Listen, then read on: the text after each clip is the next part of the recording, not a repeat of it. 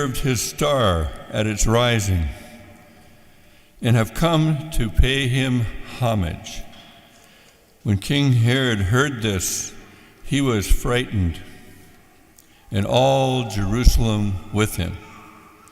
And calling together all the chief priests and scribes of the people, he inquired of them where the Messiah was to be born. They told him, in Bethlehem of Judea, for so it has been written by the prophet, and you, Bethlehem, in the land of Judah, are by no means least among the rulers of Judah. For from you shall come a ruler who is to shepherd my people Israel. Then Herod secretly called for the wise men and learned from them the exact time when the star had appeared. Then he sent them to Bethlehem, saying, "Go and search diligently for the child. And when you have found him, bring me word so that I may also go and pay him homage." When they had heard the king, they set out, and there ahead of them went the star that they had seen at its rising, until it stopped over the place where the child was. When they saw that the star had stopped, they were overwhelmed with joy. On entering the house, they saw the child with Mary, his mother, and they knelt down and paid him homage. Then, opening their treasure chests, they offered him gifts of gold, frankincense, and myrrh. And having been warned in a dream not to return to Herod, they left for their own country by another road. The Gospel of the Lord. Praise to you, Lord.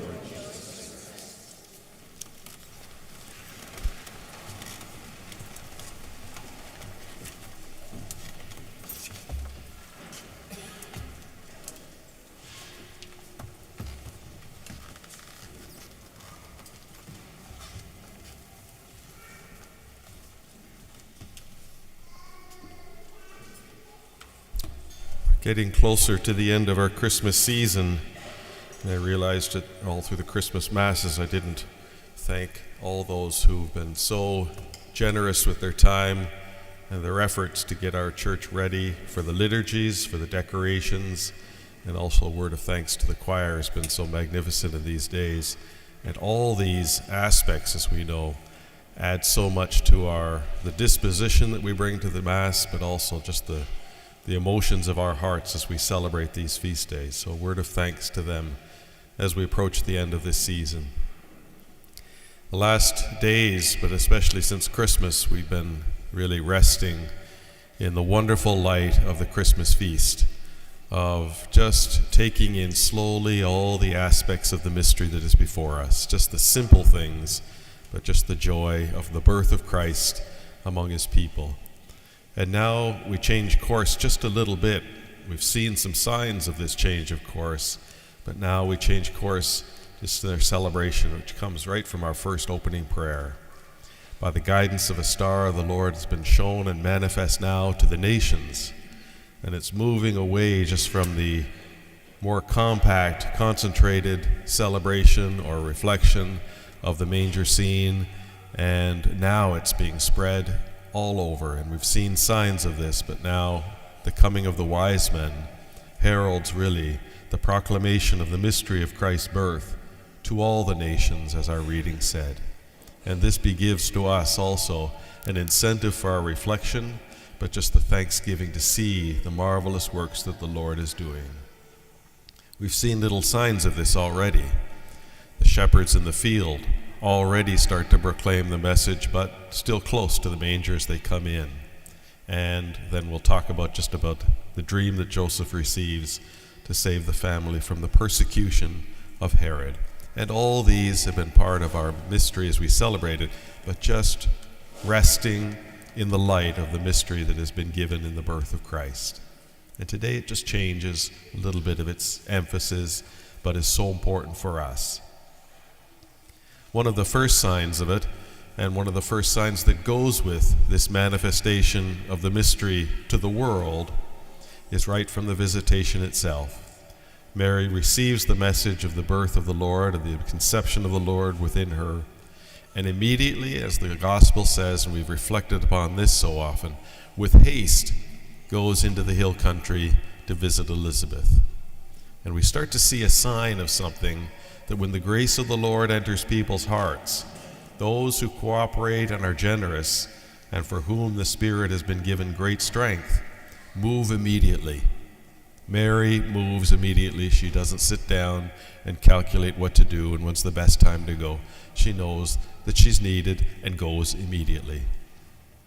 Joseph is awakened by dreams, and in the remarkable mystery of the flight to Egypt, realizes through a dream to get up in the middle of the night and leave at once with the child and with his mother and flee to Egypt.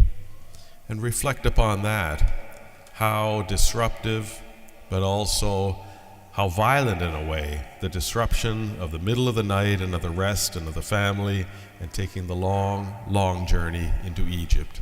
And this becomes another sign already that the Christ child is going to another nation and is received with great hospitality and with security.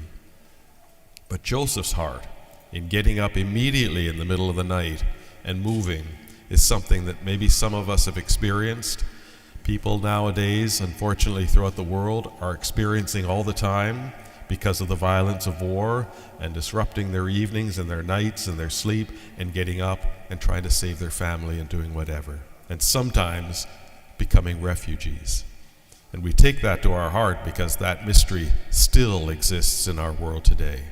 And maybe even people in this church have experienced that at some stage of their life and have realized how disruptive and how difficult it is.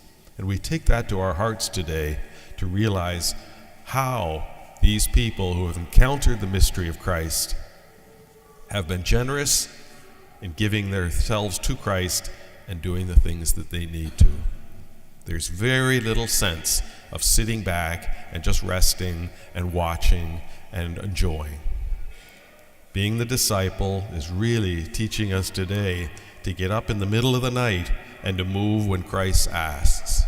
And that can happen with us in so many aspects of our life, far less dramatic and far less violent in the way we live our lives, but there will be movements of the Spirit that require the disciple to move.